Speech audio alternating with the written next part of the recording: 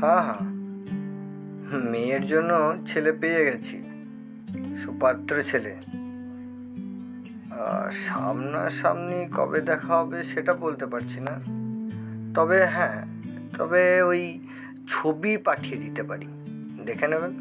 আর ক্রাইটেরিয়াগুলো সব মিলে গেছে। ফোনটা রেখেই অরবিন্দবাবু বলা শুরু করলেন।